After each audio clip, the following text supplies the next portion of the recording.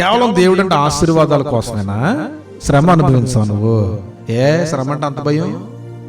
ఎందుకు అంత భయం నీకు శ్రమ అంటే? ఎందుకు అంత భయపడిపోతున్నావు అప్పులంటే? ఎందుకు అంత భయపడిపోతున్నావు వ్యతిరేకత అంటే? ఎందుకు అంత భయపడిపోతున్నావు రోగం అంటే? ఎందుకు భయపడిపోతావు? మానవుడు 5 సంవత్సరాలు బతుకుతాడని వారంటీ ఇచ్చి పంపించాడు దేవుడు. ఈ ప్రపంచంలో దేనికైనా గ్యారంటీ వారంటీ ఉంది, కానీ మానవ జీవితానికి వారంటీ లేదండి. అది మానవుడి జీవితం. దీని గురించి మాట్లాడితే ఏమంటాడు తెలుసా? ఇదే అధ్యాయం చదవండి, యాకోబు గ్రంథంలో, యాకోబు పత్రికలో మీరు 5 అధ్యాయాలు మీరు చదవండి. ఏమనంటాడు తెలుసా?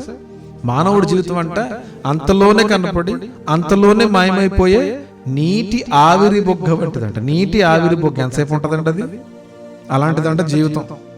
ఇలాంటి జీవితానికి మనం ఏవేవో హంగులు ఆర్భాటాలు చేసేసుకుంటా ఉంటాం. అలాగని చేసుకోవద్దని నన్ను నీకు ఇచ్చాడనుకో, దేవుని సద్వినియోగపరచుకో. దేవుడు డబ్బు ఇచ్చాడా, దాన్ని ఓకే, దాన్ని చక్కగా దాచుకో, మంచిగా వాడుకో.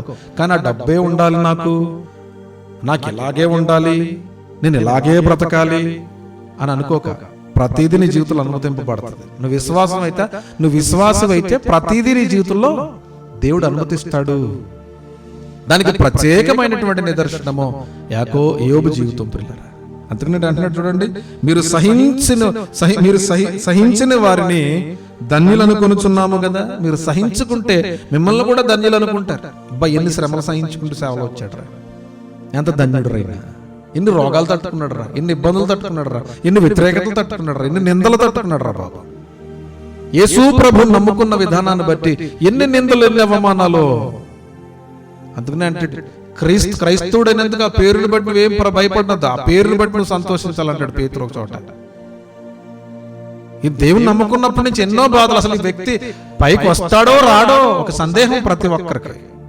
నేను చూసినప్పుడు అయిపోయింది నీ విశ్వాసం అనుకుంటున్నారు చాలా మంది, కానీ నువ్వు సహించుకుంటున్నావు. నీ జీవితంలో నువ్వు సహించుకోవడం నేర్చుకో, ధన్యుడని నువ్వు ప్రకటించబడతావు. అనేక మంది నీ గురించి మాట్లాడతారు. సహించిన వారిని ధన్యులని మనం అనుకుంటున్నాం కదా. ప్రవక్తలు ఎంత ధన్యులు, దేవుని యందు విశ్వాసంతో బ్రతికినటువంటి బోధకులు ఎంత ధన్యులు, దేవుని యందు విశ్వాసంతో బ్రతికినటువంటి ఆత్మీయులు ఎంత ధన్యులు అని మనం మాట్లాడుకుంటున్నాం కదా. ఎందుకంటే వారు సహించుకున్నారు. శోధనను, వ్యతిరేకతను, నిందను, నిరుత్సాహాన్ని తట్టుకుని అనేక మంది వారి వెనకటి తరాలకి మాదిరికరంగా వారి బ్రతుకులు ఉంటున్నాయి. కాబట్టి ఇప్పటికీ కూడా మనం యోబు గురించి మాట్లాడుకుంటున్నాం.